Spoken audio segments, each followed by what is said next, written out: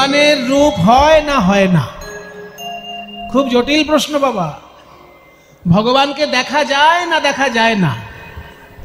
পৃথিবীর বড় বড় ধর্ম মোটামুটি 4টে ধর্ম। আমি বড় বলতে বোঝাচ্ছি জনসংখ্যা যে ধর্মে বেশি।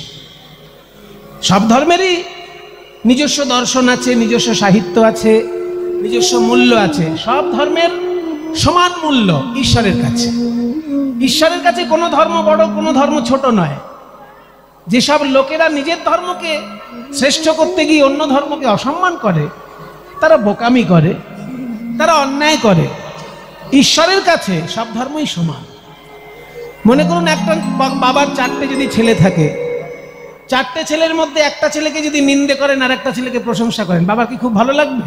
বাবার তো 4টেই ছেলে। ঠিক তেমনি ঈশ্বরের চরণ পাওয়ার জন্য সব ধর্ম সৃষ্টি হয়েছে। সব ধর্মের নিজস্ব দর্শন আছে, নিজস্ব সাহিত্য আছে, নিজস্ব চিন্তা ভাবনা আছে, নিজস্ব আচার অনুষ্ঠান আছে। কাজে কেউ যদি নিজের ধর্মকে বড় করতে গিয়ে অন্য ধর্মকে ছোট করে, তার মতন বোকা, তার মতো বুদ্ধিহীন লোক পৃথিবীতে আর কেউ নেই। তাহলে যে এক ধর্মে বলে ভগবানকে দেখা যায়, আর একজন ধর্মে বলছে ভগবানকে দেখা যায় না। এক ধর্ম বলছে ভগবানের মূর্তি আছে, এক ধর্ম বলছে ভগবানের মূর্তি নাই। আমরা কোনটা মানব? আপনি যদি নিরপেক্ষ মানুষ হন, আপনাকে সবটা মানতে হবে। আর আপনি যদি ওই বুলি শেখানো লোক হন, তাহলে আপনি যে কোনো একটা মানবেন। নিরপেক্ষ লোক যে হবে, তাকে সবটা মানতে হবে। মনে করুন জল যখন ফ্রিজে রাখছেন, জল তখন বরফ হচ্ছে। আর ওই জলকেই যখন আপনি গরম করছেন, জল হয়ে যাচ্ছে ধোঁয়া। আর জল স্বাভাবিক অবস্থায় তরল থাকছে, তাই না? জলের 3টে রূপ। স্বাভাবিক অবস্থায় তরল, গরম করলে ধোঁয়া, আর ঠান্ডা করলে বরফ। কিন্তু আপনি যদি বলেন আমি ধোঁয়াটাকে মানি কিন্তু বরফটাকে মানি না, সেটা আপনার বোকামি, তাই না? আপনি নিরাকার ধোঁয়া রূপটাকে মানছেন, অথচ আকারযুক্ত বরফটাকে মানছেন না। জলেরই তো রূপ। জলই কখনো ধোঁয়া, জলই কখনো বরফ। যখন সেটা ধোঁয়া, তার আকার থাকছে না, আর যখন সেটা বরফ, তখন তার আকার থাকছে। তাহলে জল যখন ধোঁয়া হচ্ছে, সেটা তার নিরাকার রূপ। জল যখন বরফ হচ্ছে, সেটা তার মূর্তিমান রূপ, সাকার রূপ। আপনি বলছেন শুধু নিরাকার মানি, সাকার মানি না। তাহলে আপনি ধোঁয়াটাকে মানেন, বরফটাকে মানেন না। তাতে জলের কি যায় আসে? আপনার বোকামি প্রকাশ পায়। আপনি একটা বোকা, সেইটা প্রকাশ পায় যে আপনি জলের ধোঁয়াটাকে মানছেন কিন্তু জলের বরফটাকে মানছেন না। আপনি যদি নিরপেক্ষ মানুষ হন, আপনি যদি বিজ্ঞানের লোক হন, তাহলে আপনি ধোঁয়াটাকেও মানবেন, বরফটাকেও মানবেন, আবার তরল পদার্থটাকেও মানবেন, 3টিকেই মানবেন। ওই জন্য আমাদের শাস্ত্র বলছে যে কর্মযোগ জ্ঞান 3 সাধনের বসে, ব্রহ্ম আত্মা পরমাত্ম ভগবান ত্রিবিধ প্রকাশ। যারা ভক্ত তাদের কাছে ভগবান মূর্তি ধারণ করে দেখা দেন, যারা যোগী তাদের কাছে ভগবান জ্যোতি স্বরূপে দেখা দেন, আবার যারা ব্রহ্মজ্ঞানী তাদের কাছে ভগবান নিরাকার ব্রহ্মরূপে ধরা দেন। 3 জনের কাছেই ভগবান ধরা দেন, তার 3টে রূপ। যেমন জল, ধোঁয়া আর বরফ, তেমনি পরমাত্মা, ব্রহ্ম এবং ভগবান।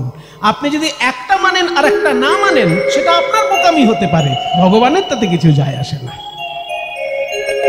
ওই জন্য বাংলার কবি বলেছে, তুমি অরূপ না স্বরূপ, তুমি সগুণ না নির্গুণ, আমি ভেবে ভেবে অন্ত পাচ্ছি না। তুমি অরূপ স্বরূপ সগুণ নির্গুণ, দয়াল ভয়াল হরি হে। আমি কি বা বুঝি, আমি কি বা জানি, আমি কেন ভেবে মরি। অরূপ স্বরূপ সগুণ নির্গুণ, দয়াল ভয়াল হরি হে। আমি কি বা বুঝি, আমি কি বা জানি, আমি কেন ভেবে মরি। তুমি অরূপ না স্বরূপ, তোমার রূপ আছে না রূপ নেই। যখন ধোঁয়া, তখন তার কোনো রূপ নাই। কিন্তু যেই বরফ হয়ে গেল, অমনি আপনি তাতে যদি লাল দেন, তাহলে লাল আইসক্রিম, যদি নীল দেন, তাহলে নীল আইসক্রিম। যে রং দেবেন সেই রঙের আইসক্রিম হয়ে যাবে। কি আইসক্রিমটা কি জমানো জলটাই তো জমানো, দুধটাই তো জমানো। তাহলে যখনই ধোঁয়া হয়ে গেল তার কোনো রং থাকলো না, কিন্তু যেই সেটা আইসক্রিম হয়ে গেল অমনি নানান রঙের হতে পারে। তুমি অরূপ স্বরূপ সগুণ নির্গুণ দয়াল ভয়াল। কখনো তুমি দয়াল, গৌরাঙ্গ মহাপ্রভু রূপে তুমি যখন আসছো দয়াল, মেরেছ কলসির কানা তা বলে কি প্রেম দেব না, নিতাই চাঁদের বাণী, এটা দয়াল রূপ। বুদ্ধদেব অহিংসা পরম ধর্ম, দয়াল রূপ। কিন্তু নরসিংহ হিরণ্যকশিপুকে মেরে তার নারী ভুড়িগুলোকে নিয়ে গলায় মালার মতো পড়ছে, ভয়াল রূপ। তুমিই দয়াল, আবার তুমি কখনো ভয়াল। দয়াল ভয়াল হরি হে, আমি কি বা বুঝি, আমি কি বা জানি, আমি কেন ভেবে মরি। স্বরূপ সগুণ নির্গুণ দয়াল ভয়াল হরি হে, আমি কি বা বুঝি, আমি কি বা জানি, আমি কেন ভেবে মরি। কি বলে এসেছি কেমনে বা যাব, তা ভাবিয়ে কেন জীবন কাটাবো। কি বলে এসেছি কেমনে বা যাব, তা ভাবিয়া কেন জীবন কাটাবো। তুমি আনিয়াছ তোমারেই পাবো, তাই শুধু মনে করি।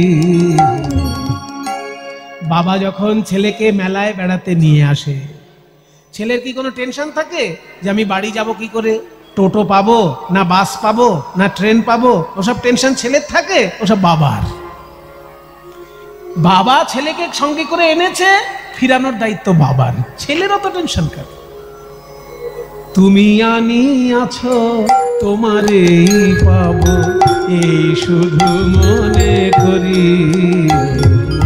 অরূপ স্বরূপ সগুণ নির্গুণ দয়াল ভয়াল হরি হে, আমি কি বা বুঝি, আমি কি বা জানি, আমি কেন ভেবে মরি। নারাখি জটিল ন্যায়ের বারতা, বিচারে বিচারে বাড়ে অসারতা। আমি জানি তুমি আমারই দেবতা, তাই যেন হৃদে ভরি। তাই বলে ডাকি প্রাণ যাহা চায়, ডাকিতে ডাকিতে জীবন জুড়ায়। তাই বলে ডাকি প্রাণ যাহা চাই, ডাকিতে ডাকিতে জীবন জুড়াই। যখন যে রূপে মন ভরে রয়ে, আস্তে আস্তে, যখন যে রূপে, তোমারই তো সব রূপ। তুমি কখনো কৃষ্ণ রূপে, কখনো রাম রূপে, কখনো নরসিংহ রূপে, আবার কখনো কালী রূপে, কখনো দুর্গা রূপে, তুমিই তো নানান রূপে। কাজে আমাকে যখন সুযোগ দিয়েছো তোমার নানা রূপ দেখার, আমার সেটাই সৌভাগ্য। আমি যখন কালী মন্দিরে যাব তখনও তোমাকে ভেবেই প্রণাম করব, কারণ ওই মধ্যে তোমারই শক্তি রয়েছে। আমি যখন শিব মন্দিরে যাব, শিবের মধ্যে তোমারই শক্তি খেলা করছে, সেই ভেবে আমি শিবকেও প্রণাম করব। যখন যে রূপে মন ভরে রয়, তাই ডাকি প্রাণ ভরে। যখন যে রূপে মন ভরে রয়, তাই দেখি প্রাণ ভরি। অরূপ স্বরূপ সগুণ নির্গুণ দয়াল ভয়াল হরি হে, আমি কি বা বুঝি, আমি কি বা জানি, আমি কেন ভেবে মরি। তাই যারা বলে যে ভগবান শুধুমাত্র নিরাকার, তারা ঠিক ঠিক বলে না। তারা জলের ধোঁয়া রূপটাকে বিশ্বাস করে, কিন্তু জলের বরফ রূপটাকে বিশ্বাস করে না। যারা বিজ্ঞানী তারা ধোঁয়াটাকেও বিশ্বাস করে, বরফটাকেও বিশ্বাস করে, কারণ দুটোই জলের রূপান্তর। ঠিক তেমনি যারা ব্রহ্মজ্ঞানী তারা জানে ঈশ্বর নিরাকারও বটেন, ঈশ্বর লীলার মধ্যে এসে আকার ধারণ করেন, সেটাও সত্য বটে। ঈশ্বরের নিরাকার রূপটা বরফের ওই জলের ধোঁয়ার মতো, আর ঈশ্বরের সাকার রূপটা জলের বরফের মতো। দুটোই সমান সত্য। একটা যদি তুমি মেনে আর একটাকে অসম্মান করো, তাহলে তোমার মতো বোকা পৃথিবীতে আর কেউ নেই। ও মায়েরা, কারোর নাম ফাটে কখন? যখন তার কপালে লক্ষ্মী লাভ হয়। কপালে যদি লক্ষ্মী লাভ হয়, লক্ষ্মীর নানা রূপ হতে পারে, তা লক্ষ্মী যদি কপালে লাভ হয় তার নাম ফাটে। যেমন মনে করুন আপনার কোনো একটা চায়ের দোকানে একটা ছেলে কাপ প্লেট ধোয়ে, আর যেই চা খেতে আসে সে বকা দেয় তাকে, এই ছেলে প্লেট নিয়ে যা, পরিষ্কার কর। কিন্তু সেই ছেলেটি যদি একটা লটারির টিকিট কেটে 1 কোটি টাকা পায়, বলুন কি অবস্থা হবে? তখন কেউ আর তাকে বকা দেবে? তখন ওই ছেলেটার নাম পেপারে ছড়িয়ে যাবে, অমুক ছেলে চায়ের দোকানে কাপ প্লেট ধোয় কিন্তু সে লটারিতে 1 কোটি টাকা পেয়েছে। তখন দেখবেন সেইখানের যিনি মন্ত্রী তিনিও ছুটে আসছেন তার সঙ্গে দেখা করার জন্য, যদি একটু চাঁদা পাওয়া যায়, যদি একটু পার্টির চাঁদা পাওয়া যায়, তাই না? তো যে সারা জীবন বকা খেয়েছে লোকের কাছে, সে যখনই 1 কোটি টাকার একটা লটারি পেয়েছে, অমনি দেখবেন পৃথিবী জুড়ে তার নাম সবাই জেনে গেছে। ঠিক তেমনি বৃন্দাবনের নাম শাস্ত্রের পাতায় পাতায় কেন? না তার কপালে লক্ষ্মী লাভ হয়েছে। এখানে লক্ষ্মীটা কি? না শ্রীকৃষ্ণের চরণ কমল। দেবকী সুত পদাম্বুজ লব্ধ লক্ষ্মী। দেবকী সুত মানে দেবকীর ছেলে অর্থাৎ কৃষ্ণ। দেবকী সুত পদাম্বুজ মানে শ্রীকৃষ্ণের চরণ কমল। দেবকী সুত পদাম্বুজ লব্ধ লক্ষ্মী। চরণ কমল রূপী লক্ষ্মী লাভ করেছে বৃন্দাবন হৃদয়ে, তাই শাস্ত্রের পাতায় পাতায় তার নাম। এবার শ্রীকৃষ্ণ এসে কি করলেন? শুধু পুজো গ্রহণ করেছেন তা নয়, এত সুন্দর বাঁশি বাজিয়েছেন। গোবিন্দ বেণু মনোমত ময়ূর নৃত্যম। এত সুন্দর তিনি বাঁশি বাজিয়েছেন বৃন্দাবনের হাটে মাঠে, যে ময়ূর ভাবছে আকাশে মেঘ ডাকছে, বাঁশি তো নয়, যেন আকাশে মেঘ ডাকছে, এই ভেবে পেখম তুলে নৃত্য করছে। গোবিন্দ বেণু মনোমত ময়ূর নৃত্যম। আর সেই ময়ূরের নাচ দেখে, বাঁশি শুনে, প্রেক্ষ্যাদৃশান্বরতান্‍ය সমস্ত সত্ত্বম। অন্য সমস্ত জীব আনন্দে মুখরিত হয়ে রয়ে। এই সেই বৃন্দাবন। আজকে সন্ধ্যাবেলায় রাধারানী কথা বলতে বসেছেন সখীদের কাছে। বিকেল বেলায় যখন জল আনতে গেছিলেন যমুনার ধারে, যমুনার ধারে জল আনতে গেছিলেন সখীদের সঙ্গে, কিবা যমুনা যাইয়া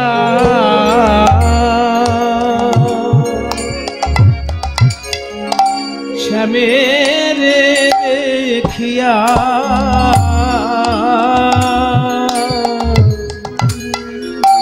ঘরে আইল বিনোদিনী।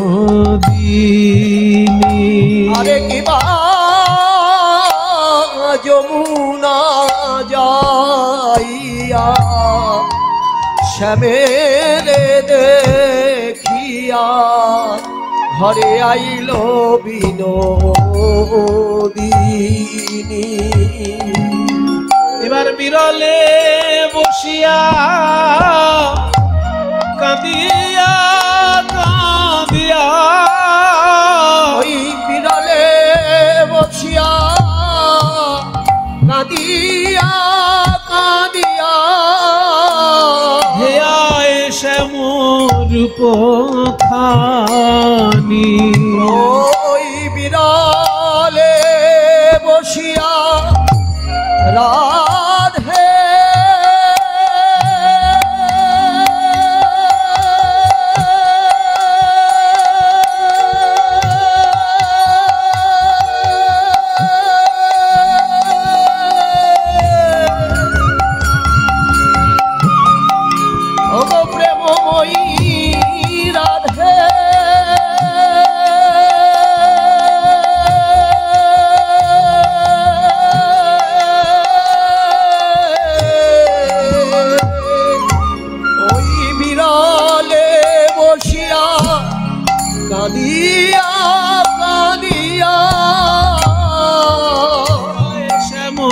রূপখানি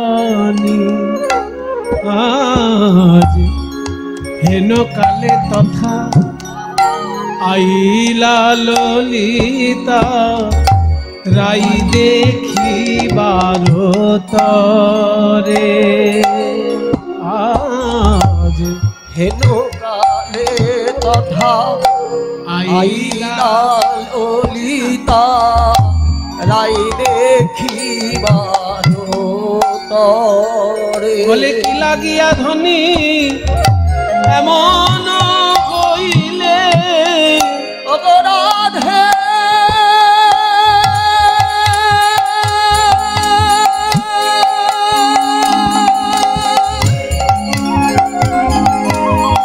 বল বল নিরজনে বসে কাঁদিস কেন?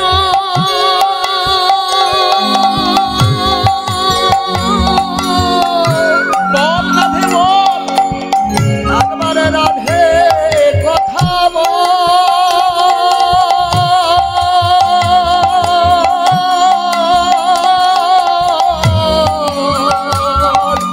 ওই কি লাগিয়া ধনী এমন হইলে তোমার কেন বানয়ন ঝুরে বলো রূপ দেখে কেউ কাঁদে নাকি গো? রূপ দেখে কেউ কাঁদে নাকি গো? বল গো রাধে তোর মনের কথা, রূপ দেখে কেউ কাঁদে নাকি গো? বল বল গো রাধে তোর মনের কথা, রূপ দেখে কেউ কাঁদে নাকি গো?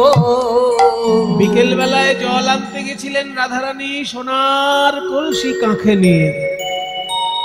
আর ওই সোনার কলসি কাঁখে নিয়ে যখন কেউ জল ভরে বাবা, এখনকার দিনে এই দৃশ্যগুলো তো আর দেখা যায় না, আগে ছিল। সোনার কলসি কাঁখে নিয়ে যদি কেউ জল ভরে, দেখবেন জলটা ভরার সময় ওই কলসিটা একটু জলের উপর ঘুরায়। জয়নি তাই একজন দুজন আসরে আসছেন কিছু দান দক্ষিণা দেওয়ার জন্য, সেইটা আপনারা দয়া করে করবেন না। আমি আপনাদের সকলের কাছে অনুরোধ করছি, এই কীর্তন কমিটির ভক্তবৃন্দ ভিক্ষার থালা নিয়ে আপনাদের কাছে যাবে, যে যেমন পারবেন গোবিন্দ সেবার জন্য সেই থালার উপরে আপনারা কীর্তন কমিটির উদ্দেশ্যে যে যেমন পারেন প্রাণ ভরে দান করবেন। ওনারা যাচ্ছেন থালা নিয়ে, আপনারা সেই থালায় গোবিন্দ সেবার জন্য যে যেমন পারেন, এই বৃন্দাবন চন্দ্রের সেবার জন্য যে যেমন পারবেন দান করবেন। নিতাই গৌর প্রেমানন্দে হরি বল।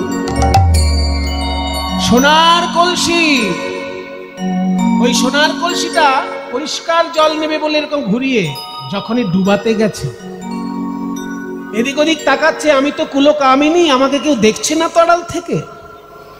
এই ভেবে রাধারানী যখন সোনার কলসিটায় জল ভরছেন, এদিক ওদিক দেখতে গিয়ে ওই কদম তলায় দাঁড়িয়েছিলেন বিশ্ব ব্রহ্মাণ্ডের শ্রেষ্ঠ রূপের ডালি নিয়ে প্রাণ গোবিন্দ।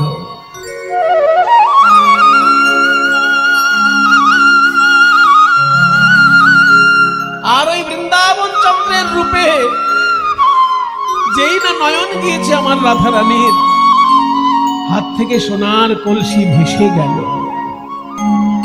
সোনার কলসি ভেসে গেল হাত থেকে। খালি কলসিতে যখন বাড়িতে এসেছে, জটিলা কুটিলার কি বকাবকি, আবাও চোখের মাথা খেয়েছ, দেখতে পাও না? দামি সোনার কলসি দিয়ে পাঠালাম, জলে ভাসিয়ে দিয়ে চলে এলে। আহা, কোন বাপের ঘরের মেয়েকে জানে? ললিতা বিশাখা বলছে, দেখুন জটিলা মা, আমাদের রাধারানীর সোনার কলসি হারিয়ে ফেলেছে, নিশ্চয়ই অন্যায় করেছে। সোনা হারানো তো ভালো জিনিস নয়, তাও আবার সোনার কলসি, অন্যায় করেছে। কিন্তু তা বলে আপনি যাতা বলে ওকে কথা বলবেন না, কারণ রাধারানী হচ্ছে রাজার মেয়ে। আপনার সোনার কলসি যদি লাগে, একটা জায়গায় আমরা দুটো আনিয়ে দেবো ওর বাবার বাড়ি থেকে, কিন্তু ওকে যাতা বলে অসম্মান করবেন না। ও ওর মনের খবর আমরা নিচ্ছি, আপনি আমাদের কাছে ছেড়ে দিন রাধারানী। হ্যাঁ হ্যাঁ তাই করো, ওই রাজকন্যাকে তোমরাই সামলাও, সোনার কলসি হারিয়ে এসেছে, পোড়ামুখী। রাধারানীকে নিয়ে ললিতা বিশাখা জটিলা কুটিলার হাত থেকে বাঁচিয়ে কুঞ্জবনে এনে বলছেন, বল রাধে এবার আমাদেরকে বল, সোনার কলসি কি করে হারালি? লোকে সোনার আংটি হারাতে ইতস্তত, সোনার আংটি হারায় না লোকের, আর তুই সোনার কলসি হারিয়ে ফেললি? হ্যাঁ, এই তুই তো রাজার মেয়ে, তুই তো সাধারণ মেয়ে নয়, তুই অনেক পড়াশোনা করেছিস, বুদ্ধিমতী, তোর মেধা আছে, বুদ্ধি আছে, সোনার কলসি কি করে হারালি? রাধারানী বলছে, ললিতা রে, তোরাও কি আমার শাশুড়ি ননদির মতো অন্ধ হলি? হ্যাঁ, কি বলছিস? তোরা আমার নয়ন পানে নয়ন দিয়ে দেখ, অনুরাগের নয়ন যদি থাকে আমার পানে চেয়ে দেখ।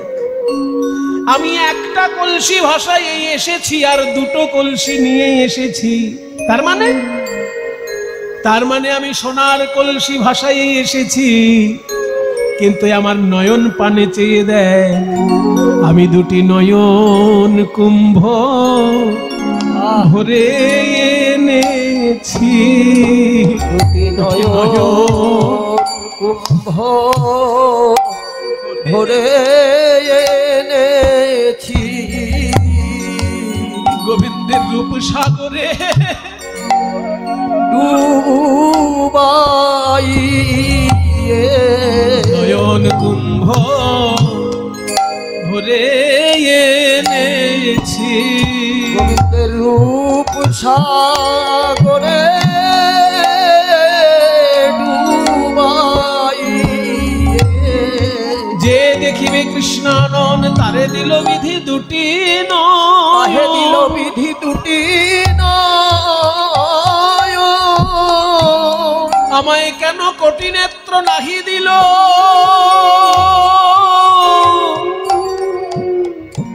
আমায় কেন কোটি নেত্র নাহি দিল, সবে দিল দুই, আর তাহাতে নিমেষ পক্ষ কি দেখিব মুই, কোটি নেত্র নাহি দিল, শুধু দিল দুই, তাহাতে নিমেষ পক্ষ কৃষ্ণ কি দেখিব মুই।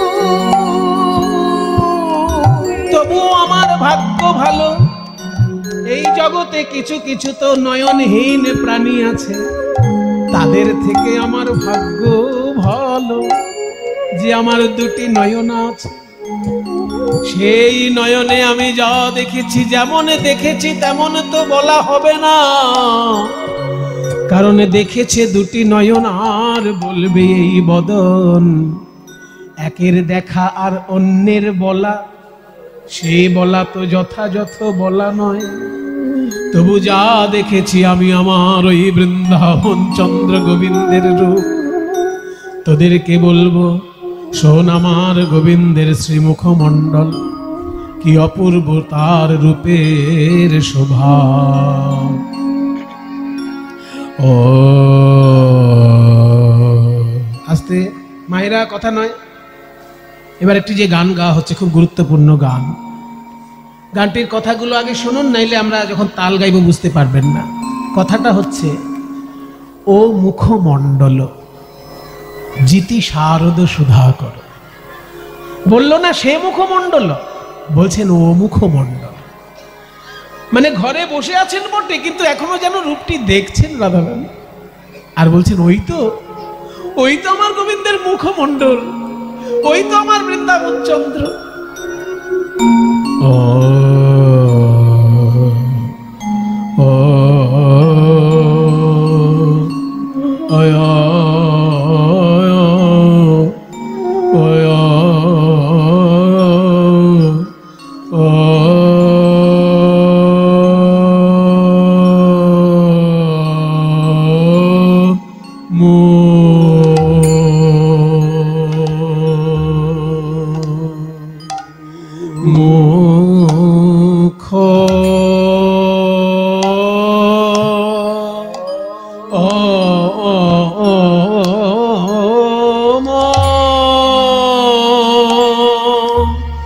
মুখমণ্ডল আরে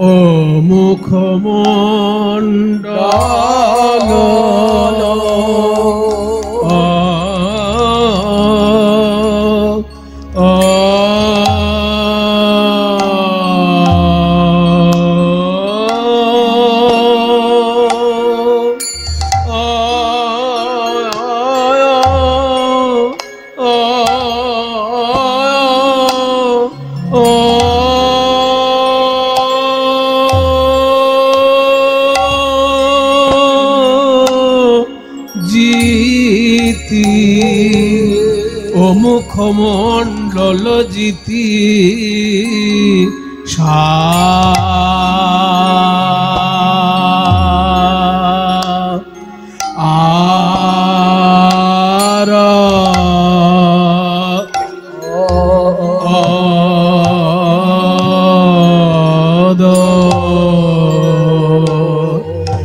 শারদ সুধা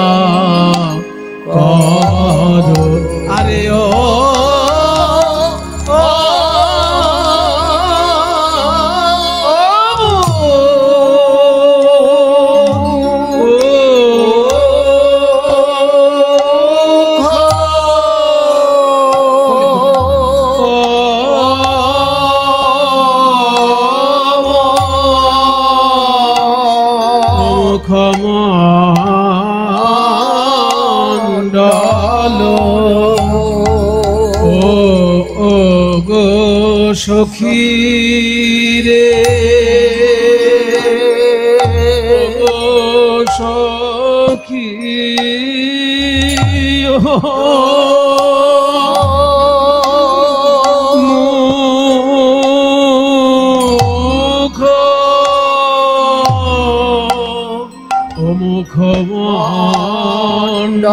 মুখমণ্ডল এই গো সখী সেজি আস্তে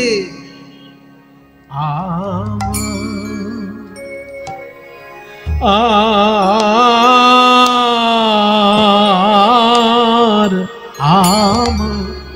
সে গোবিন্দ যে আমার আমার আর কারো নয় আমার আমার আমারে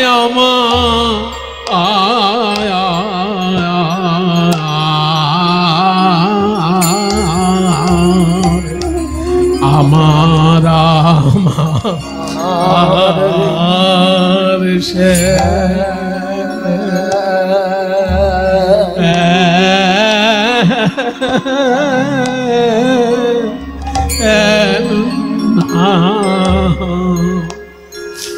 শ্যামনা গো রে গো ও মুখমণ্ডল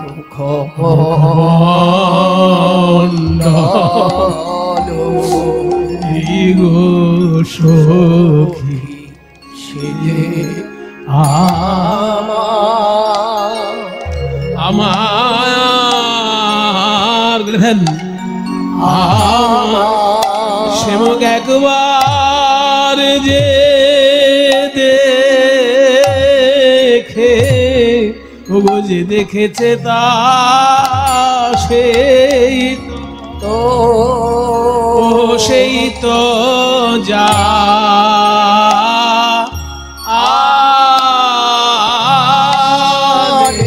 আমার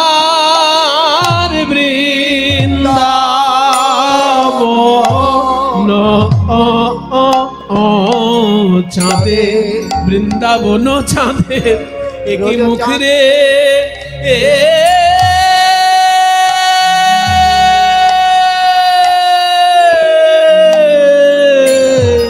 সেবক একবার যে দেখেছে, যে দেখেছে তা সেই তো যা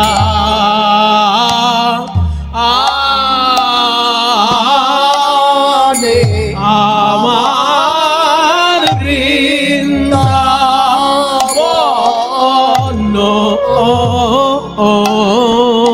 চাঁদের বৃন্দাবন চাঁদের একই মুখ রে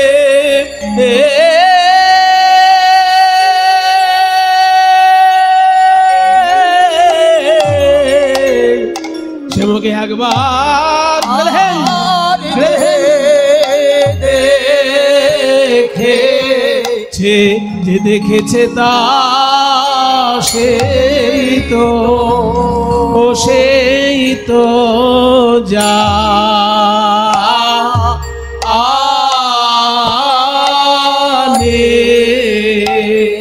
কেবল সেই তো জানে, আমি জানবার কথা নয়, সেই তো জানে গো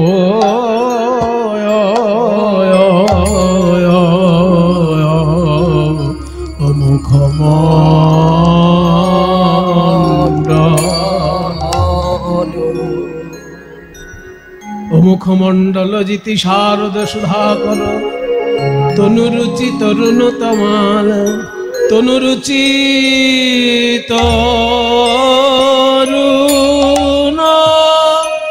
আরে কি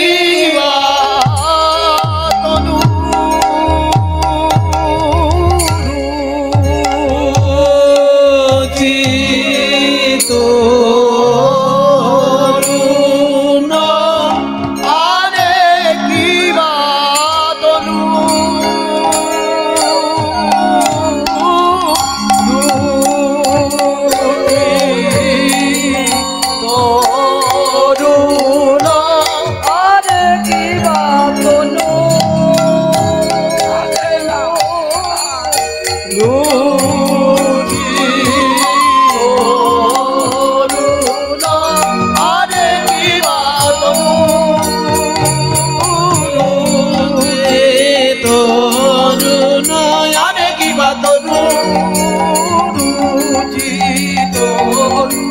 আরে কি তরুণ আরে কি তনু যে তরুণ ও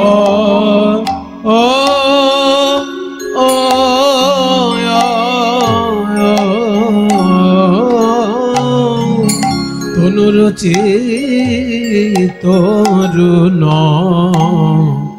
তরুণ তমাল রে ওই শ্যাম বিনোদিয়ার তো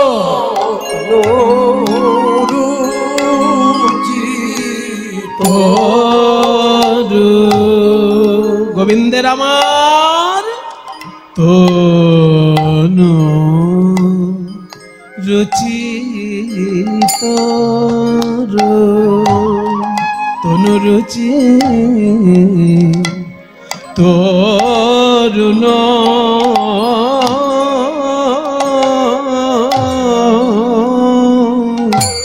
তরুণ তমাল রে ওই শ্যাম বিনোদিয়ার তো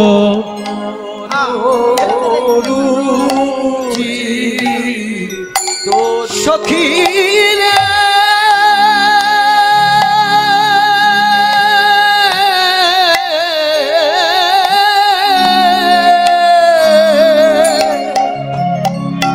ওই বেলিয়া সকালে যমুনার ঘাটে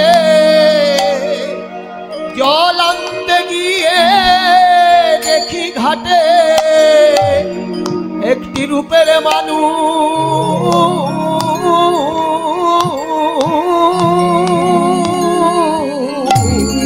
রূপের মানুষ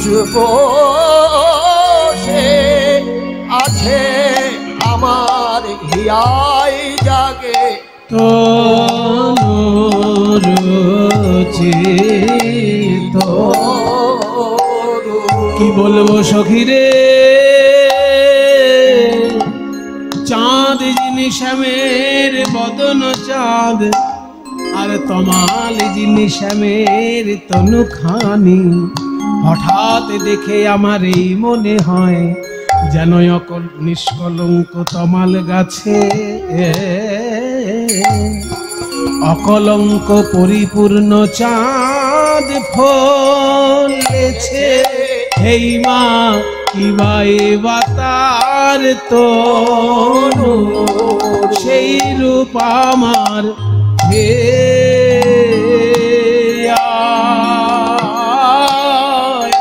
হিয়ায় জাগে ও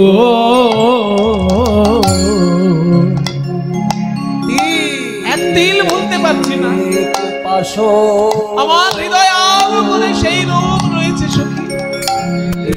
পাশরিতে নারী সখী রে সেই রূপ আমার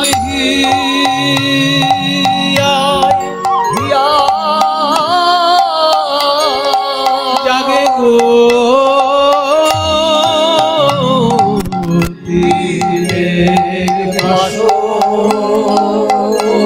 গোবিন্দ রূপ তিলেক পাশরিতে নারী, ওই মোহন রূপ সেই রূপ আমার হিয়ায় জাগে গো তিলেক পাশরিতে গোবিন্দ রূপ আমার হিয়ায় জাগে গো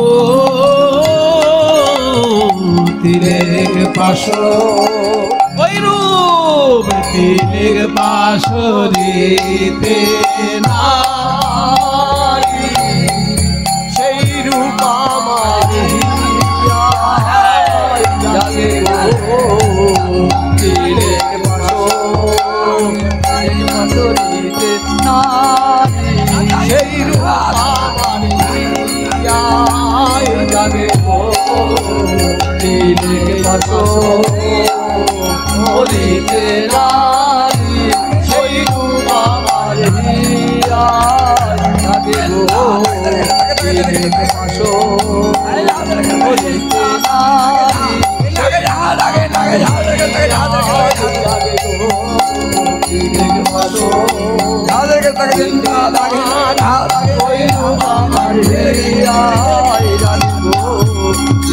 পাশরিতে সেই রূপ আমার হিয়ায় জাগে গো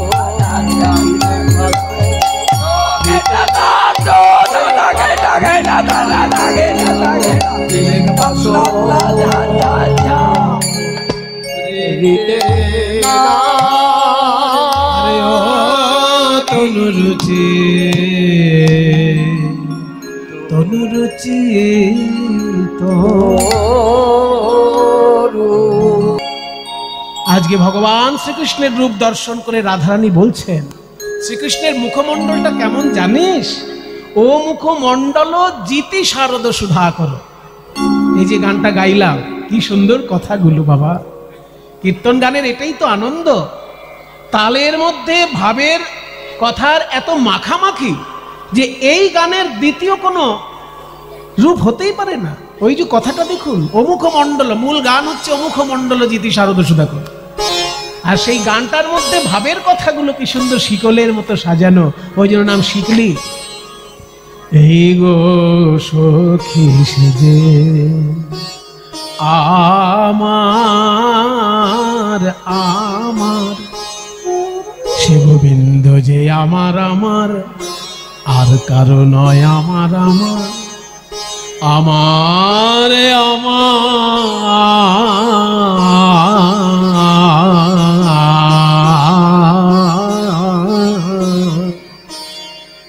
ভাব।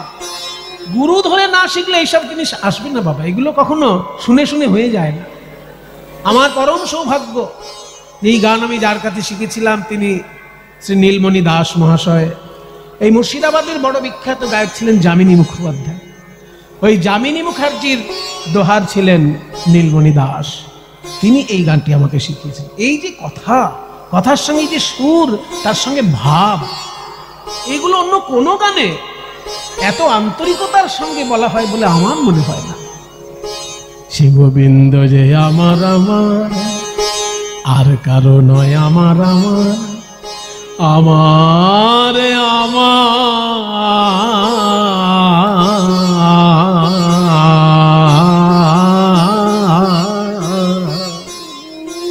এতক্ষণ গোটা টানতে হবে।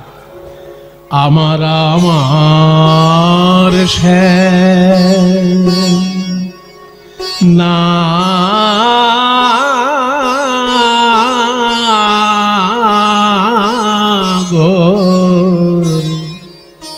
শ্যাম নাগরের গো ও মুখমণ্ডল।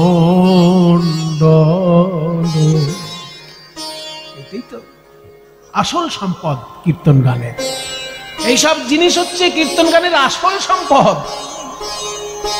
আপনারা মুর্শিদাবাদের মানুষ, আপনারা বড় ভাগ্যবান, কারণ আপনাদের মাটিতে এই সব গানের প্লাবন বয়েছিল একটা সময়ে। এখনো তার রেশ কিন্তু আপনাদের মুর্শিদাবাদে আছে। বলছে গোবিন্দের মুখমণ্ডল চাঁদের সঙ্গে তুলনা করা যায় না।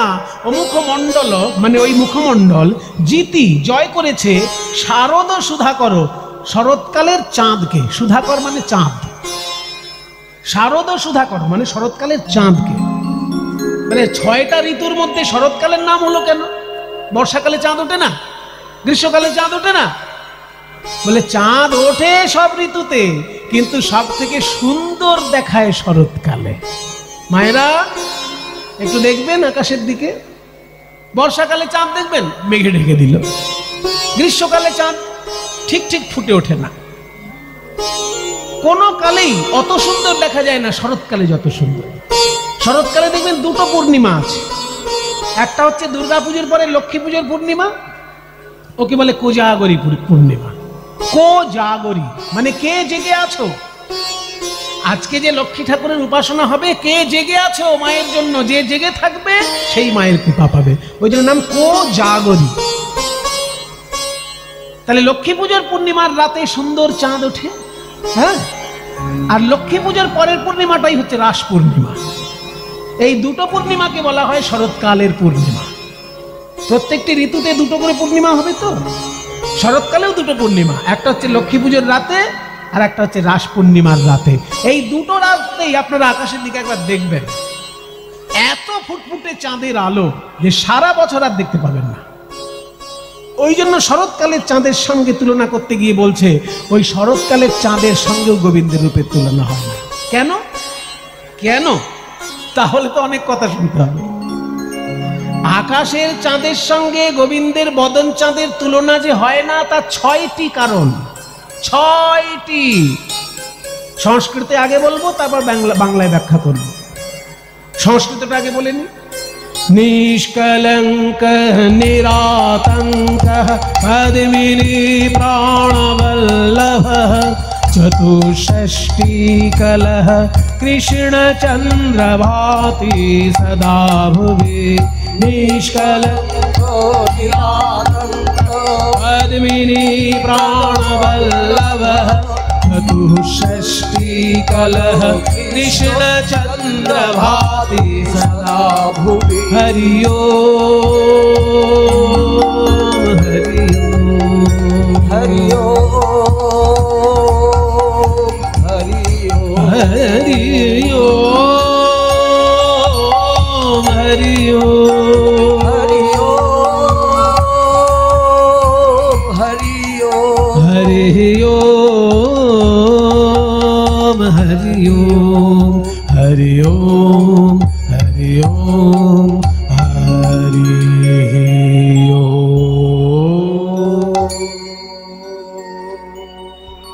6টি পার্থক্য আকাশের চাঁদের সঙ্গে কৃষ্ণের বদন চাঁদ। ছয়টি পার্থক্য কি কি? প্রথম পার্থক্য নিষ্কলঙ্ক। আকাশের চাঁদের গায়ে ছোপ ছোপ ছোপ ছোপ দাগ আছে, কালো কালো দাগ আছে, ওই জন্য আকাশের চাঁদকে বলা হয় কলঙ্কিত চাঁদ। আর আমার গোবিন্দের বদনে কোনো ছোপ ছোপ দাগ আছে? নিষ্কলঙ্ক চাঁদ। দ্বিতীয় পার্থক্য হলো নিরাতঙ্ক। আকাশের চাঁদের আতঙ্ক আছে, আতঙ্ক। কখন রাহু আমায় গিলে খায়, কখন রাহু আমায় গিলে খায়। এবার রাহু টাহু বেশি বললে আবার যারা বিজ্ঞান বেশি পড়াশোনা করেছে তারা বলে এইসব বাজে কথা, রাহু টাহু কিছু হয় না। আসলে রাহু হচ্ছে নেগেটিভ পাওয়ার। রাহু হয় না মানে নেগেটিভ পাওয়ার থাকবেই। পজিটিভ পাওয়ার যদি থাকে তাহলে নেগেটিভ পাওয়ার তো থাকবেই। চোখে দেখা যায় না, আলাদা কথা। এখানে রাহুর কথা যদি আপনি বিশ্বাস নাও করেন, চাঁদ কিন্তু আতঙ্ক কমেনি চাঁদের। আগে চাঁদ ভয় পেত রাহুকে, আর এখন চাঁদ ভয় পায় কাদের জানেন? বড় বড় বিজ্ঞানীকে ভয় পায়। কারণ বিজ্ঞানীরা যখন তখন রকেট নিয়ে চাঁদে চলে যাচ্ছে। এবার একটা পরমাণু বোমা যদি চাঁদে গিয়ে ফাটিয়ে আসে, তখন চাঁদ কি ভাববে? যে বাবা ভালো শান্তিতে ছিলাম, এরা আমার উপরে চড়ে এসে এখন পরমাণু ফাটাতে শুরু করেছে, তাই না? সেই জন্য আকাশের চাঁদের আতঙ্ক কিন্তু কমেনি। আগে রাহুকে ভয় পেত, এখন আবার বিজ্ঞানীদেরকে ভয় পায়, তাই না? তাই বলছে আকাশের চাঁদের আতঙ্ক আছে, কিন্তু কৃষ্ণ চাঁদের কোনো আতঙ্ক আছে? কৃষ্ণ চাঁদ যতদিন বৃন্দাবনে লীলা করেছেন, ছোটবেলা থেকে অসুর মারতে মারতে সারা জীবন অন্যায়ের বিরুদ্ধে লড়াই করেছে। ছোটবেলা থেকে অঘাসুর, বকাসুর, শকটাসুর, তৃণাবর্তাসুর, পুতনাবধ, কালীয় দমন, শুধু অসুর নাশ। আর তারপর যখন বড় হলো, বৃন্দাবন ছেড়ে যখন দ্বারকায়, যখন মথুরায় গেল, সেখানে আবার রাজনীতিতে জড়িয়ে পড়ল। সারা ভারতের রাজনীতিতে জড়িয়ে পড়ল।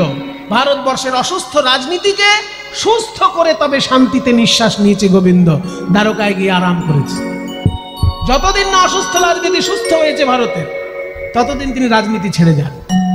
যেই অসুস্থ রাজনীতিকে সুস্থ করলেন, তারপর দ্বারকায় গিয়ে বাড়ি বানিয়ে আরাম করে জীবনটা কাটান।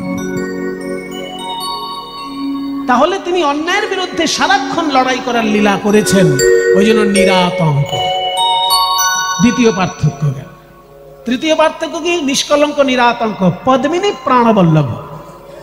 আকাশের চাঁদ আকাশে থাকে, কিন্তু তার একটা প্রিয়া ফুল রূপে পৃথিবীতে থাকে। সেই ফুলটার নাম হচ্ছে শালুক ফুল। চাঁদ উঠলে শালুক ফুল ফোটে, তাই শালুক ফুলকে চাঁদের প্রিয়া বলা হয়। ওই জন্য কুমুদ বন্ধু, চাঁদের এক নাম কুমুদ রঞ্জন, আছে না নাম? কুমুদ রঞ্জন মল্লিক। তাহলে কুমুদ মানে শালুক ফুল, তার প্রিয়তম হচ্ছে চাঁদ। আকাশে সূর্য উঠলে পদ্ম ফুল ফোটে, আর আকাশে চাঁদ উঠলে শালুক ফুল ফোটে। কিন্তু মজার ব্যাপার, কৃষ্ণের বদন চাঁদ উদিত হলে আমার রাই কমলিনী উল্লসিত হয়। এখানে উল্টো, আকাশে চাঁদ উঠলে শালুক ফুল ফোটে, পদ্ম ফুল বুঝে যায়, ফোটে না।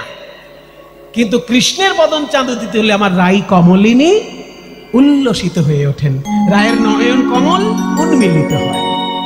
তাই পদ্মিনীর প্রাণবল্লভ, পদ্মিনীর প্রাণবল্লভ তৃতীয় পার্থক্য। চতুর্থ পার্থক্য কি না? আকাশের চাঁদ হচ্ছে 16 কলায় পরিপূর্ণ। অমাবস্যার পরের দিন থেকে চাঁদের 1 কলা করে প্রতিদিন প্রকাশ পায়। অমাবস্যার পরের দিন প্রতিপদ বলা হয়, প্রথমা বলা হয় না, প্রতিপদ বলা হয়। দ্বিতীয় দিনকে দ্বিতীয়া বলা হয়, তৃতীয় দিন বলা হয় তৃতীয়া। এরকম প্রতিপদ, দ্বিতীয়া, তৃতীয়া, চতুর্থী, পঞ্চমী, ষষ্ঠী, সপ্তমী, অষ্টমী, নবমী, দশমী, একাদশী, দ্বাদশী, ত্রয়োদশী, চতুর্দশী, তারপর পূর্ণিমা। পূর্ণিমা পর্যন্ত 15 দিনে 15 কলা চাঁদ প্রকাশ হয়। তাহলে 16 কলায় পরিপূর্ণ হলো কি করে? আকাশের চাঁদে রয়েছে 15 কলা, আর 1 কলা চাঁদ রয়েছে শিবের জটায়। ওই শিবের জটায় 1 কলা চাঁদ, আর আকাশের চাঁদে 15 কলা, এই দুটো মিলে 16 কলায় পরিপূর্ণ চাঁদ। তাহলে 16 কলায় পরিপূর্ণ চাঁদ। আর কৃষ্ণচন্দ্র চতুষ্ষষ্টি কলহ, 64 কলায় পরিপূর্ণ কৃষ্ণ চাঁদ। 64 গুণে গুণান্বিত শ্রীকৃষ্ণ, সেই জন্য 64 কলায় পরিপূর্ণ শ্রীকৃষ্ণ। একটা মানুষের কয়টি গুণ হতে পারে? একটা মানুষের গুণ একাধিক হতেই পারে। ভালো গান করে, ভালো নাচ করে, ভালো পড়াশোনা করে, ভালো কাজ করে।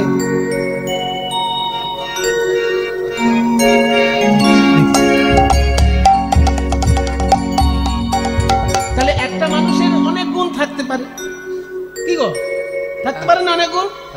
এই তো কৃষ্ণদাকে দেখুন না, কত সুন্দর নেচে নেচে এই 70 বয়সেও খোল বাজাচ্ছে। আবার ওনাকে চাষ করতে বলুন, এখনই ভালো চাষ করতে পারবে। আবার পুজো করতে বলুন, দুর্গা পুজো খুব ভালো করে। তাহলে নানা রকমের গুণ ওনার ভেতরে রয়েছে। একটা মানুষের একাধিক গুণ থাকতে পারে। শাস্ত্র বলছে মানুষের গুণ সব থেকে বেশি হতে পারে 50টা। 50টার বেশি গুণ একটা মানুষের হয় না। আর দেবতাদের মধ্যে গুণ হয় 55টা। আর দেবতাদের মধ্যে শ্রেষ্ঠ বিষ্ণু, বিষ্ণুর গুণ হচ্ছে 60টা গুণ। আর শ্রীকৃষ্ণের মধ্যে ওই শ্রী বিষ্ণুর 60টি গুণ আছে, তার সঙ্গে আরো 4টি গুণ তার নিজস্ব আছে। সেই 4টি গুণ কি কি? লীলা প্রেম না প্রিয়াধিক্য, মাধুর্যে বেনুরূপয়, লীলা প্রেম না প্রিয়াধিক্য, মাধুর্যে বেনুরূপয়, ইতি অসাধারণং প্রোক্তং গোবিন্দস্য চতুষ্টয়ম, ইতি অসাধারণং প্রোক্তং গোবিন্দস্য চতুষ্টয়। মানুষের গুণ 50, দেবতার গুণ 55, নারায়ণের গুণ 60। আর শ্রীকৃষ্ণের মধ্যে নারায়ণের 60টা গুণ আছে, তারপরেও 4টে গুণ আছে। সেই 4টে গুণ হচ্ছে লীলা মাধুর্য, প্রেম মাধুর্য, বংশী মাধুর্য এবং এই রূপ মাধুর্য। ওনার মতো লীলা কেউ করতে পারবে না। গিরি গোবর্ধন ধারণ কেউ পারবে? গিরি গোবর্ধন ধারণটা কেউ পারবে কি উনি ছাড়া? কাজে ওনার মতো লীলা কেউ করতে পারবে না। ওনার মতন প্রেম কারোর নাই। ওনার মতন বাঁশি বাজানোর ক্ষমতা কারোর নাই। আসলে কিছু মনে করবেন না, আপনি খুব ভালো বাঁশি বাজাচ্ছেন, কিন্তু ওনার সঙ্গে যদি তুলনা করেন তাহলে মহা মুশকিল। কারণ উনি যখন বাঁশি বাজান তখন কি হয়? প্রথম রন্ধ্রের গুণে ব্রহ্মারও ভাঙিল ধ্যানে, প্রথম রন্ধ্রের গুণে ব্রহ্মার ভাঙিল ধ্যানে, দ্বিতীয়তে যমুনায় যায়, দ্বিতীয়তে যমুনায় যায়, তৃতীয় রন্ধ্রের কথা শোনো বৃষভানুসুতা, তৃতীয় রন্ধ্রের কথা শুনো বৃষভানুসুতা, পবনেরও হতগতি হয়, পবনেরও হতগতি হয়, পবন দাঁড়ায় শোনে, পবন দাঁড়ায় বলি আর শোনা হয় কি না হয়, পবন দাঁড়ায় শোনে, আর শোনা হয় কি না ওই হয়, মধুর মন্ত্র মুরলী দানি আর শোনা হয় কি না হয়, মধুর মন্ত্র মুরলীগান আর শোনা হয় কি না আরে হয়, চতুর্থ রথের সুরে ধেনু গণে আপনি ফিরে, চতুর্থ রথের সুরে ধেনু গণে আপনি ফিরে, তারা তৃণমুখে ঊর্ধ্ব পুচ্ছে ধায়, তারা তৃণমুখে ঊর্ধ্ব পুচ্ছে ধায়, তোমার হলাম তোমার হলাম, তোমার হলাম তোমার হলাম, উচ্চ পুচ্ছ করে বলে তোমার হলাম তোমার হলাম, উচ্চ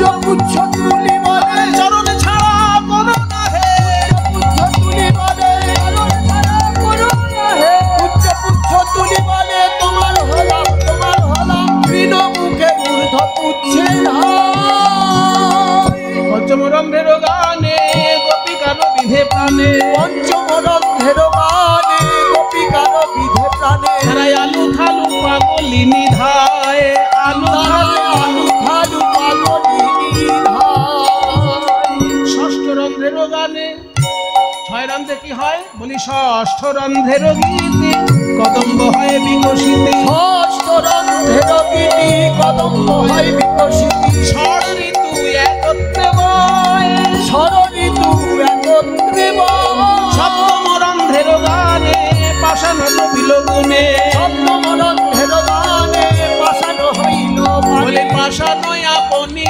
দ্রবময়, পাষাণ আপনি দ্রব সপ্তম রন্ধ্রে পাথর গলে জল হয়ে যায়, ষষ্ঠ রন্ধ্রে 6টি ঋতু একসঙ্গে উদয় হয়ে যায়। বাপ রে বাপ, সম্ভব সাধারণ কোনো বাঁশি বাজানোর মধ্যে দিয়ে? ওনার বাঁশি বাজানোটা এমন যে ষষ্ঠ রন্ধ্র যখন বাজবে 6 ঋতু একসঙ্গে উদয় হয়ে যাবে। মানে কদম ফুলও ফুটবে, আবার আম কাঁঠালও ফুটবে। কদম ফুল যখন ফোটে, বর্ষাকালে কদম ফুল ফোটে, তার সঙ্গে আম কাঁঠালও প্রকাশ পায় সব। আবার বসন্তকালে মালতী ফুলও ফুটবে। মালতী ফুল তো ওই সময় ফোটার কথা নয়, বর্ষাকালে ফোটার কথা, কিন্তু মালতী ফুলও ফুটে বসে থাকে। 6 ঋতু একসঙ্গে প্রকাশিত হয় বাঁশি বাজলে। কাজে ওনার মতো বাঁশি বাজানো কারোর দ্বারা সম্ভব নয়। এটা গেল কত নম্বর?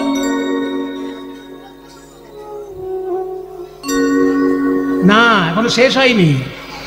নিষ্কলঙ্ক, নিরাতঙ্ক, পদ্মিনী, প্রাণবল্লভ, 64 কল, ওই 64 কলাটা চলছে এখন। 64 গুণের মধ্যে 60খানা গুণ নারায়ণের, আর 61 নম্বর গুণ হচ্ছে লীলা মাধুর্য, 62 গুণ হচ্ছে প্রেম মাধুর্য, 63 নম্বর গুণ হচ্ছে বংশী মাধুর্য, আর 64 নম্বর গুণ যেটা, সেটা হচ্ছে রূপ ও মাধুর্য। তাই ওনার মতো রূপ আর কারোর হয় না। 64 কলায় কৃষ্ণ, 16 কলায় চাঁদ। চাঁদের সঙ্গে তুলনা হলো না। তাহলে চাঁদের সঙ্গে যে তুলনা হলো না, 4টে কারণ হলো, আরো 2টো বাকি আছে।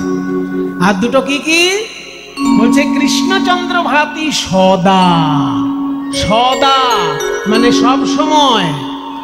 আকাশের চাঁদ সব সময় দেখা যায় না বাবা। আকাশের চাঁদ অমাবস্যার দিন দেখতে পাবেন না, মেঘলা আকাশ থাকলে দেখতে পাবেন না, কুয়াশা থাকলে দেখতে পাবেন না, সবসময় চাঁদ দেখা যাবে। কিন্তু কৃষ্ণ চাঁদ ভক্তের হৃদয়ে উদিত হলে দিবানিশি উজ্জ্বল হয়ে প্রকাশ পায়। আর ষষ্ঠ পার্থক্য কি না? কৃষ্ণচন্দ্র ভাতি সদা ভুবি। ভুবি মানে এই ভূলোকে। আকাশের চাঁদকে দেখতে গেলে, ছুতে গেলে আকাশে যেতে হবে।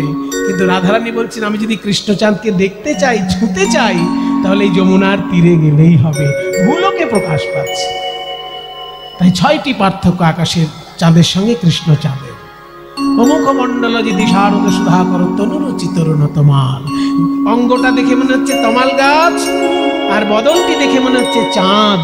হঠাৎ থেকে মনে হচ্ছে তমাল গাছে যেন চাঁদ খুলেছে। তারপর কি দেখলি?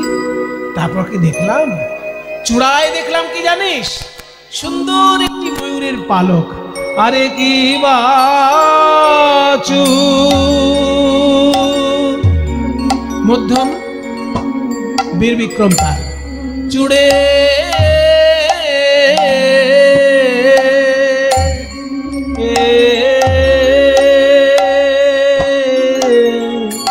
চারু।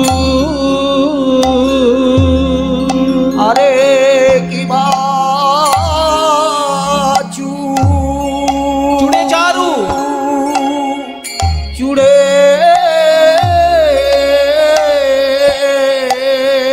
ওগো তাই না কত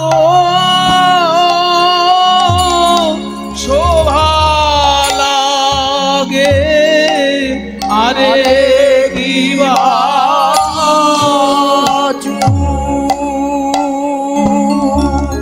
চূড়ে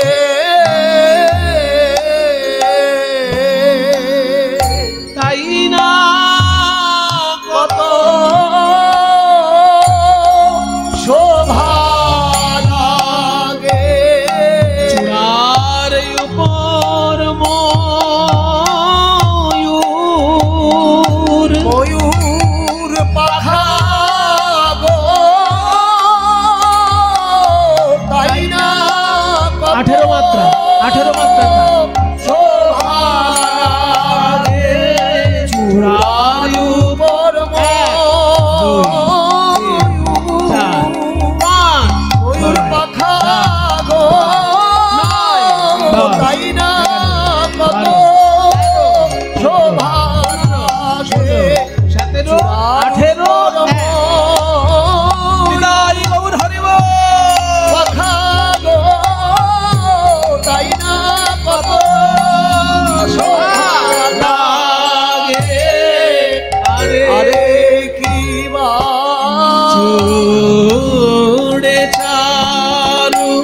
চারু শিখণ্ড মণ্ডিত চূড়ে চারু শিখণ্ড মণ্ডিত মালতী মধুকর মান এই এখনই দেখে এলাম মালতী দেখলাম ভ্রমর পাতি পাতি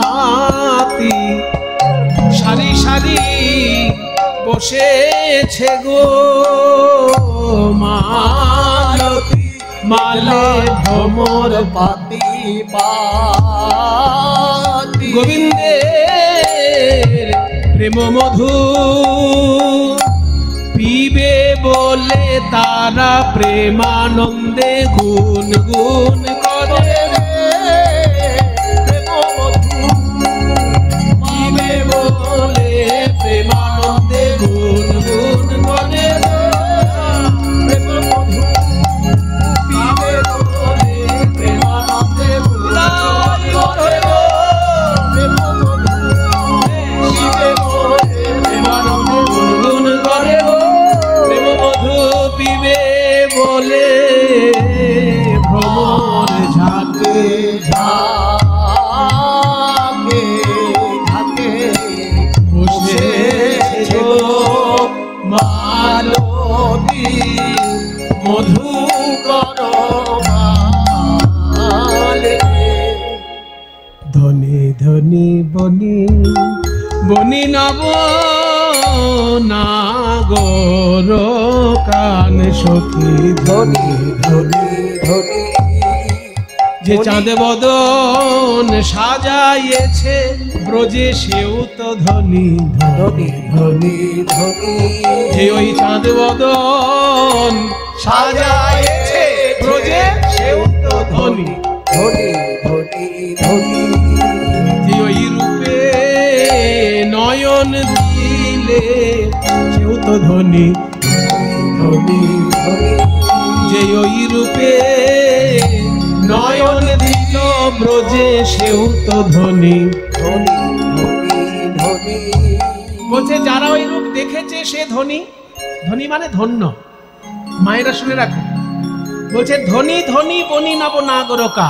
এখানে ধনী বানানটা হচ্ছে ধ দন্তের নয় হস্যি ধনী কিন্তু তিনটে মানে আছে ধ দন্তের নয় দীর্ঘি ধনী মানে বড় লোক টাকা পয়সা আছে যার ধনী লোক সেটা হচ্ছে ধ দন্তের নয় দীর্ঘি ধন আছে যার ধনী আর ধয় বফলা দন্তের নয় হস্যি ধনী ওটা মানে শব্দ আর শুধু ধ দন্তের নয় হস্যি ধনী এটা কীর্তনে পদাবলী সাহিত্যে ব্যবহার হয় এই ধ্বনিটার মানে হচ্ছে ধন্য ধনী ধনী মানে ধন্য ধন্য এখানে ধনী শব্দের অর্থ ধন্য যে ওই রূপ দেখেছে সে ধনী যে ওই রূপ সাজিয়েছে সে ধনী আর যে ওই রূপের কথা বলছে সেও ধনী বলে আর কি কেউ ধনী আছে বলে আরো এক প্রকারের ধনী আছে যারা দেবে জয় ধ্বনি ব্রজে সেও তো ধনী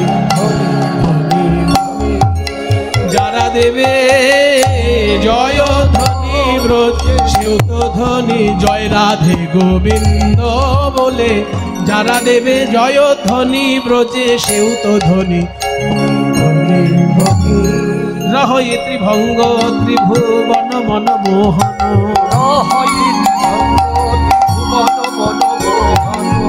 মধুর মুরলী করবান রে মধুর মুরলী করবান রে কি সুন্দর আমার গোবিন্দ বাংলার মুসলমান কবি কাজী নজরুল ইসলাম তিনিও গোবিন্দের রূপে নয়ন দিয়ে কি সুন্দর গান লিখেছেন ভক্তের চোখের জলে ভেসে যায়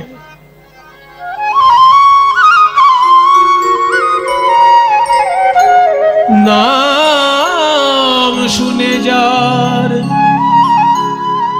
এত প্রেম জাগে চোখে আনে এত জল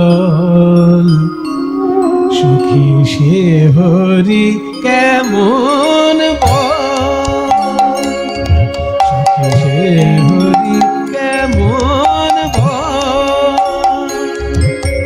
নাম শুনে যান এত প্রেম জাগে চোখে আনে এত জল। সে হরি কেমন সে কি আসে এই পৃথিবীতে, গাহে রাধা নাম বাঁশরীতে। সে কি আসে আসে পৃথিবীতে, গাহে রাধা নাম বাঁশরীতে। যার অনুরাগে বিরহ যমুনা হয়ে ওঠে চঞ্চল। সে হরি কেমন বল, নাম শুনে যার এত প্রেম জাগে চোখে আনে এত জল। সে হরি কেমন বল। শুনেছি কৃষ্ণের 108টা নাম আছে, আবার গোপালের সহস্র নাম আছে, কিন্তু কোন নামে তাকে কাছে পাওয়া যায় সখী, কাছে পাওয়া যায়? তারে কি নামে ডাকিলে আসে, নেসারে মামা মাগরে রে পা মা পা রে পা মামা গরে, রেনি দানি দানি পদ ম পদ ম মগরে,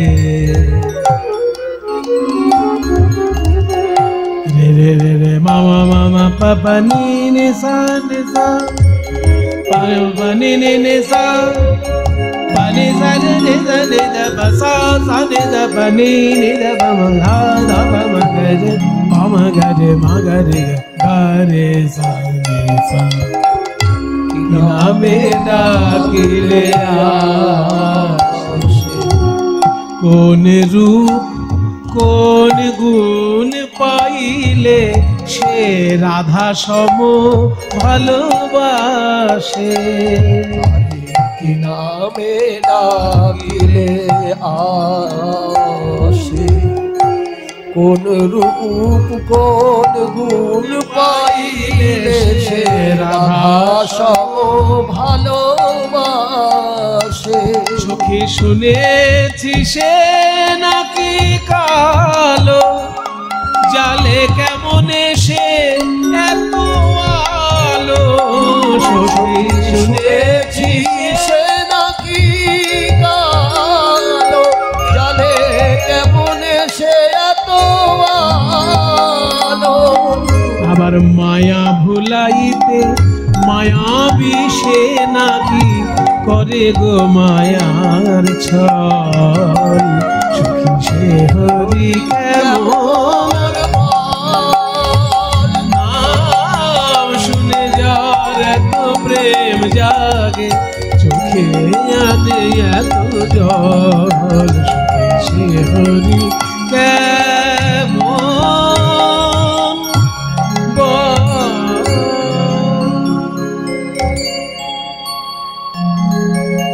টলমল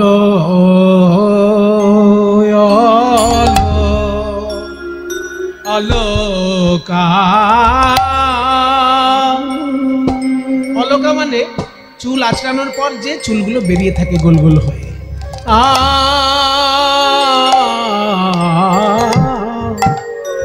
টলমল অলকা আবৃত আবৃত মুখ ঝল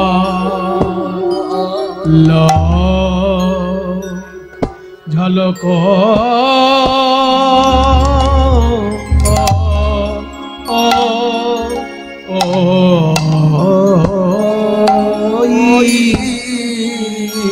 টলমল অলকায় আবৃত মুখ ঝলক রে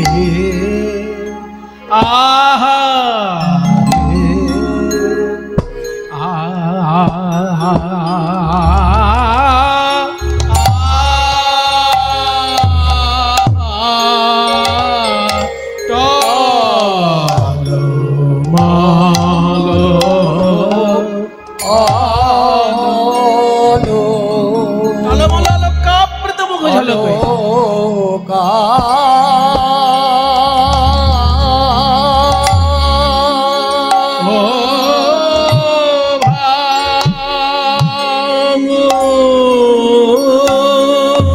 কি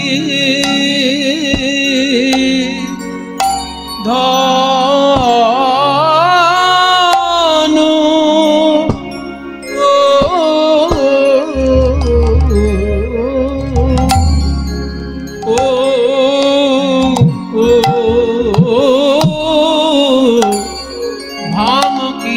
ভুরুটা যেন ধনুকের মতো ধনু আঘোনা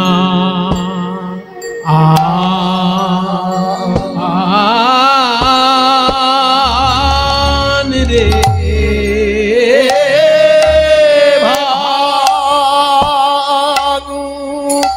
ওই নয়নে নয়নে দিলে এই বৃন্দাবনে কোন কুলবতী কুল রাখতে পারে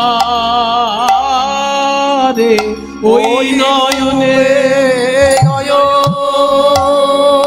নয়ন দিয়ে ওই নয়নে নয়নে দিয়ে কোন কুলবতী কুল রাখতে পারে ওই রূপে নয়ন দিয়ে বন্ধনী কুল রাখতে পারে বিকায় রে তার চরণ তলে কোন ধনী কুল রাখতে পারে বিকায় তার চরণ তলে কোন ধনী কুল রাখতে পারে গোবিন্দ তোমার হলাম বলে বিকায় রে তার চরণ তলে গোবিন্দ তোমার হলাম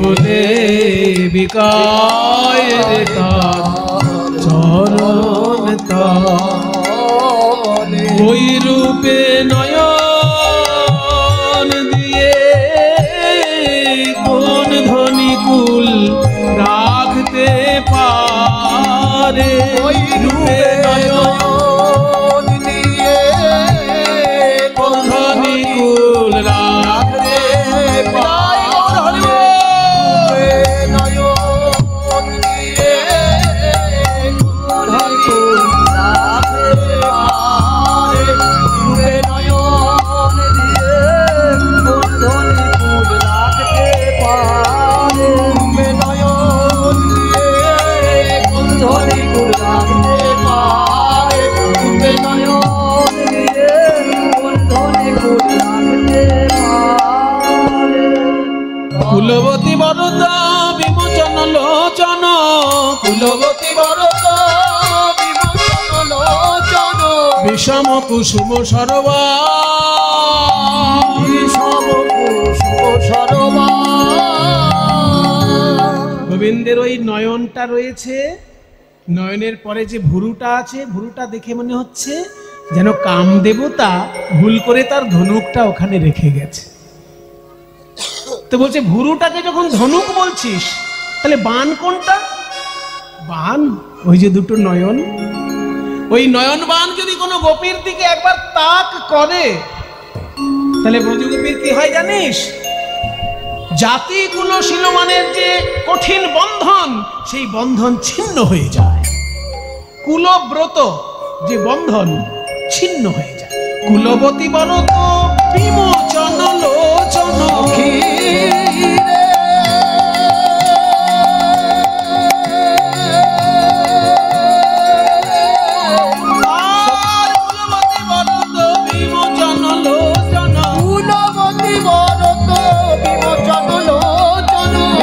কুসুম সরবান বিষম কুসুম সরবান আর কি দেখলি এবার শেষ কথা বলবো ওই বদন মণ্ডলের শেষ কথাটা এবার বলবো গোবিন্দের যে অধর, অধর মানে জানিস তো নিচের ঠোঁটটা, এই উপরের ঠোঁটকে বলে ওষ্ঠ আর নিচের ঠোঁটকে বলে অধর। তো গোবিন্দের এই অধরটা এত লাল টকটকে, দেখে মনে হচ্ছে যেন বাঁধুলি ফুলের সঙ্গে বন্ধুত্ব আছে। বাঁধুলি বন্ধু অধরে মধু মাখনো, বাঁধুলি বন্ধু অধরে মধু মাখনো, বাঁধুলি বন্ধু অধরে মধু মাখনো, বাঁধুলি বন্ধু আহা বাঁধুলি বন্ধু, বাঁধুলি বন্ধু বাঁধুলি বন্ধু অধরে মধু মাখনো, বাঁধুলি বন্ধু অধরে মধু মাখনো, মধুর মধুর মৃদু হাস রে, মধুর মধুর আসরে। এই শ্রীরাম বৃন্দাবনে লোকে আগে কথা বলে বলে তবে হাসে, বধূ কথা কইবার আগে আমার বধূ কথা কইবার আগে, আমার বধূ কথা কইবার আগে, আমার বধূ কথা কইবার আগে, আমার বধূ কথা কইবার আগে, মধুর মধুর আসরে। এই শ্রীধাম বৃন্দাবনে লোকে আগে কথা বলে বলে বলে হাসে, আমার বধূ কথা কইবার কথা কইবার আগে, আমার বধূ কথা কইবার আগে, আমার বধূ কথা কইবার আগে, মধুর মধুর আসরে। जो छुया मोदे मदन मद मंथर, ছুঁয়া মনে মদন মদ মন্থর, অনতহি গোবিন্দ দাস। অনতহি গোবিন্দ দাস। এত সুন্দর পদ যিনি রচনা করেছেন সেই অমুখ মণ্ডল থেকে এই গোবিন্দ দাস পর্যন্ত, এই পদের লেখক গোবিন্দ দাস মহাশয়। তার যদিও পিতৃভূমি এই মুর্শিদাবাদ, কিন্তু তিনি বড় হয়েছেন মামার বাড়িতে, বর্ধমান জেলার শ্রীখণ্ড, শ্রীখণ্ডেই তিনি বড় হয়েছেন, কিন্তু তার পিতৃভূমি যেটা সেটাই মুর্শিদাবাদের ভগবান গোলার কাছে বুধরি বলে একটা জায়গা আছে, বুধরি শ্রীপাঠ ভগবান গোলার কাছে, ওইটাই তাদের পিতৃভূমি, মূল ভূমি আর কি। তা গোবিন্দ দাসের এত সুন্দর পদ, সবাই মিলে একটু তার উদ্দেশ্যে প্রণাম করবেন। বলছি ওই রূপ তোমরাও দেখো, ওই রূপ তোমরাও দেখো, যেই রূপ দেখলো রাধা, যে রূপে রাধার মন বাঁধা, যেই রূপ দেখলো রাধা, রাধার মন বাঁধা,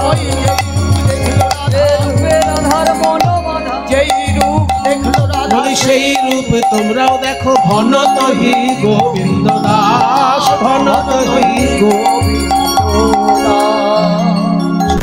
রূপের কথা কইতেছিল বসি, হেন কালে কুঞ্জ মাঝে বাজলো শ্যামের বাঁশি, বলে আর না বাজিও বাঁশি, নীরব হয়ে থাকো, সাজিয়া বেড়াইছি আমি আবার কেন ডাকো।